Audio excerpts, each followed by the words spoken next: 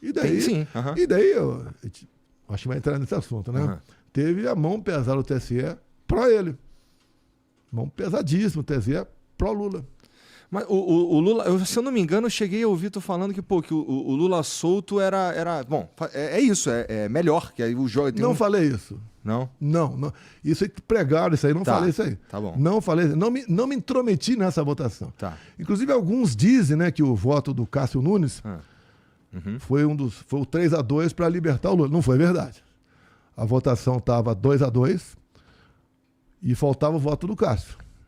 Daí alguém pediu vista lá, passou para a semana seguinte. Na semana seguinte, o Cássio votou para manter a prisão do Lula. E daí uma das pessoas tinha votado para manter, na semana que voltou atrás, e foi 3-2 pela soltura dele. Eu não me intrometi nessa história, não. Até porque eu tinha um problema com urna eletrônica. A origem do meu processo é urna eletrônica. Pois é, por que tu tem tanta certeza que tem caô na urna eletrônica? Olha só, vamos lá, você vai entender perfeitamente.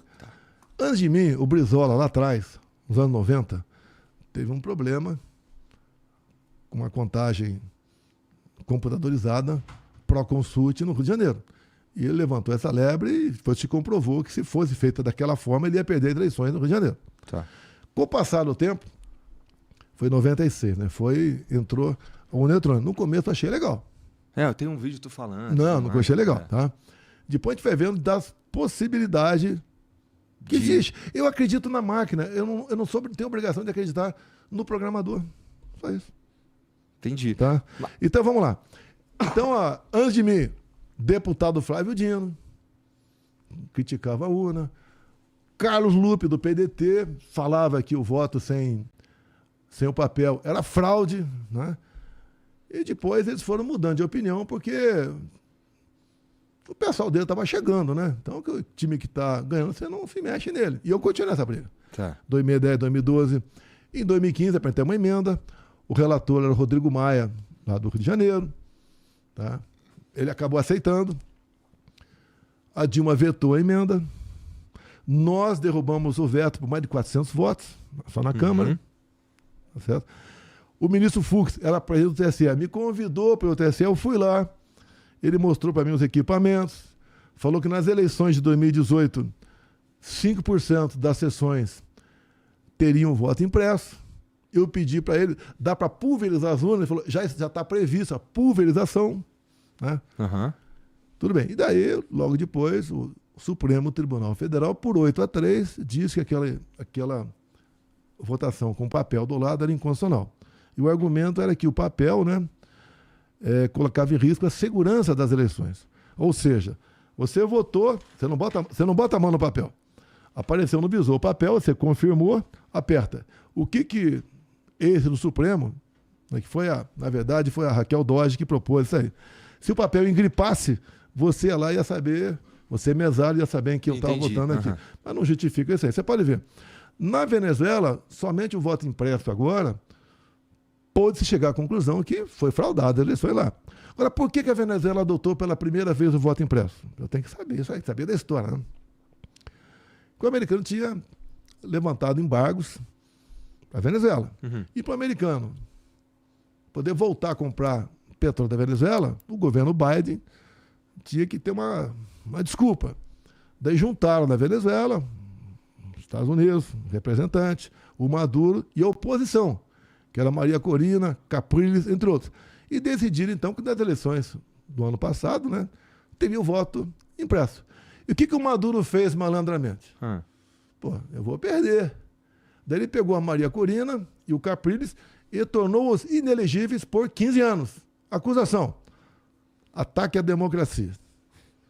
Porque subiram no carro de som lá e criticaram o Maduro. Você está gordo demais. Pronto, é o suficiente para torná-los inelegíveis. E mesmo assim, a Maria Corina pegou lá o tal de Edmundo, você nunca ouviu ele falando, uma pessoa bem... uma certa idade, mais, tá? E acabou arrastando multidões pela Venezuela e depois chegou a essa conclusão, porque com 70% do apurado, deu pane no sistema eleitoral da Venezuela. Deu pane, né, entre aspas, né? E daí ficou aquela... Ora, o Maduro tem que apresentar os boletins de urna. E não apresentou, obviamente. Por que é o boletim de urna? Não é aquela tripa apenas que você, quando vai votar, vê fixado lá depois de 17 horas, lá na tua sessão eleitoral. Era o voto dentro da urna também. Tá. Então, tinha essa confusão toda. O Maduro consultou a sua Suprema Corte Eleitoral, por unanimidade, tá tudo legal. Tá tudo legal. Tá? E daí, então, o mundo civilizado não reconheceu a vitória do Maduro. O Brasil reconheceu. Reconheceu porque o Lula mandou uma embaixadora, né, lá para a posse do Maduro. Agora aqui, qual o problema você pedir mais uma barreira de garantia eleitoral? Porque eu aprendi desde cedo, né, eu estava nativa no Exército, ainda que democracia não tem preço. E a alma da democracia é o voto. Então, se tem alguma desconfiança, por que não acabar com essa desconfiança? Entendi. Pode ser até que não haja nada, pode. Agora, por que não acabar com a desconfiança? O Exército não fez uma busca forte no final de 2022 por algum tipo de falha? Olha só, o Exército, vamos falar Forças Armadas, né? Tá. Eles não se intrometeram no processo eleitoral, Tá. como alguns acham aí. O ministro Barroso era presidente do TSE. Então ele resolveu criar uma comissão de transparência eleitoral. Tá. Botou várias instituições lá, entre elas Forças Armadas. Quando fez isso, chamei como ministro da Defesa e falei, olha, já que nós estamos lá, nós temos um comando de defesa cibernética, umas 200 pessoas que são hack, né? Tá, Todo mundo tem isso aí. Vamos botar o pessoal para colaborar com o TSE. Mas fomos boicotados em tudo quanto é lugar. Foi isso aí que originou lá o inquérito 1361? Não. Não foi esse? Aí é outra história. Tá bom. Mas tá bom. Mas é bacana a história dele. Tá. É bacana. Mas vamos nele já? Tá. Vamos. É porque assim, esse lance por que eu tô falando assim? Eu vi, acho que é o Cid que fala que o general Paulo Sérgio, que estava de frente de uma força-tarefa, eu acho, para ver se tinha fraude nas urnas e tudo mais, o cara tava procurando e não achou. Mas não tem problema nenhum procurar. É para colaborar. Agora, repara que o Cid sabe de tudo. Ele nunca participou da reunião minha com generais. A rara vez que ele participava, era uma reunião aberta. Com generais, com ministros setoriais, não participava de nada. Agora, ele foi... Quando fizeram uma pesca probatória, né? O Fish Expedition, o telefone dele, acharam ali a questão de fraude de vacina. E em depoimento, a esposa dele confirmou que a fraude havia sido feita em Goiânia.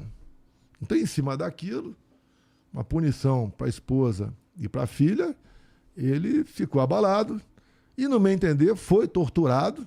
A gente psicologicamente, não há dúvida. Na reta final, você nunca viu um juiz participar de um depoimento de um delator. Ele estava lá e ameaçando. Estava lá meio puto, inclusive. Filha, imaginou? Filho. Você complica a situação. A ameaça era, se você não falar a verdade dessa vez, nós vamos continuar a investigação na tua família. Sim, falou, citou a esposa dele, citou a filha. Tá certo? Então aí ele foi cedendo, no meu entender, foi cedendo. Agora, ele fala muita coisa, algumas coisas são verdades que ele fala, mas outras eu fico pensando, como é que esse cara teve conhecimento disso daí, se nem eu estava sabendo? Entendi. Tá? Agora vamos falar, vale a pena, vai ser... Estou gostando de você, queria que a imprensa brasileira tivesse aquela imprensa investigativa para ir para fundo. Tanto é que, quando você perguntou para mim, logo que cheguei aqui, vou perguntar certas coisas. O que eu te respondi? Vai, pô. Vamos embora, pô. Não tem problema aqui, não. Vambora. Mas o Cid realmente, assim, a delação do Cid, ela é a base do processo que está para ti.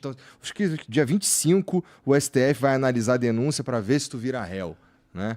Bem rápido. Aí tu comentou no Twitter, nossa, super rápido e tal. Aqui, ó.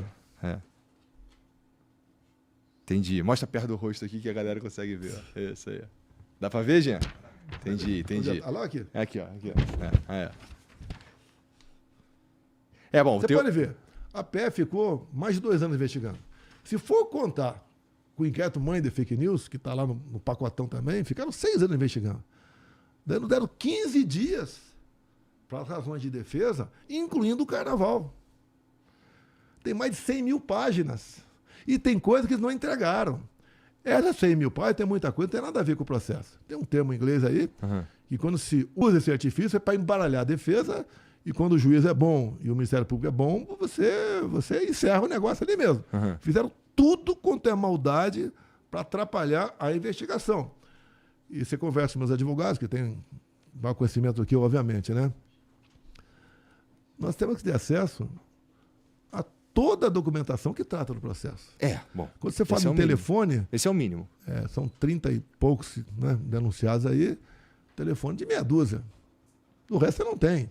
Porque se eu pego um extrato do teu telefone, eu não sei, e daí o cara usa esse extrato da forma que bem entender. Sim. Pô, que golpe é esse? O dia eu estava conversando com um cara de Israel, né? Conversa com o cara por ele e falou: que golpe é esse que o Mossad não estava sabendo?